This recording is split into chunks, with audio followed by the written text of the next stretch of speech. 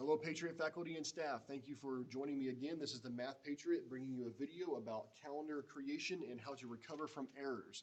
Now, you'll notice looking at this at my screen that I have my AB calendar turned on, but I have some other things turned off. In particular, this one right here, this is Dustin Love. That's my one that all of my ARDs and everything get saved on, which is why it's turned off, because I don't want all of the student information getting out. Just, don't want to FERPA violation on YouTube. I have this one that's called an AB calendar with error, and you'll see why in just a minute when I get to it. I'm going to be deleting this entire calendar in just a minute to show you how easy it is. Also, I'm going to show you the hard way in case you really mess things up. So, I do recommend that you keep your calendar on a separate calendar within your Google Calendar system. That way you can just toggle the thing on and off all that you want, and you don't have to look at it if you don't want to. Now, as far as creating a new calendar, what you're going to do is on the top right side of the screen, you have this little settings cog.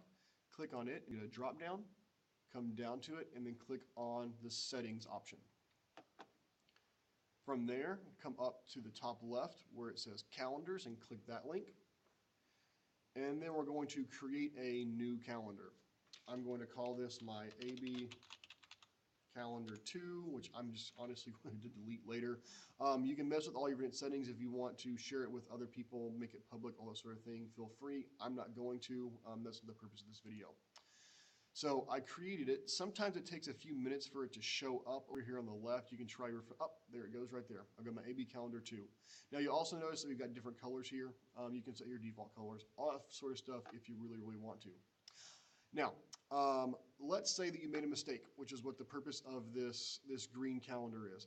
Honestly, I think the mistake here was that I should have loaded an A lunch on both days instead of a B lunch on B days, and so I messed up.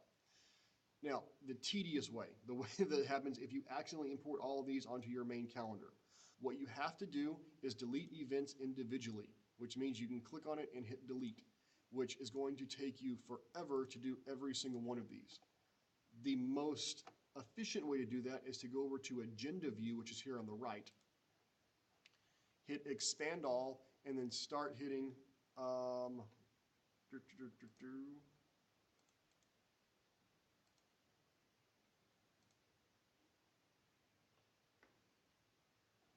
over here on the right. Sorry, it moved. Earlier it was over here on the right, the left. Start hitting delete, and this will let you delete all of them. Now it's going to take you, like I said, forever to do this. We don't want to mess with that. We want a quick and easy way to just delete them all. So that's why we set up our separate calendar. Go back to settings. Go back to settings again. Go back over to calendars. And let's go to our offending calendar, the one with the mistake in it, the AB calendar with error. Scroll all the way down to the bottom, and you'll see that it says delete the calendar and permanently delete. Please make sure you're in the right setting before you hit this thing. Click on permanently delete, and it's going to ask you to verify and then delete for everyone, so that thing is completely out of the Gmail Google system. Again, it's going to take it a second to update, but then pretty quickly thereafter, this whole thing will go away. And hopefully it doesn't take too long. It has about 500, yep, there it is, about 500 to 600 events to take care of.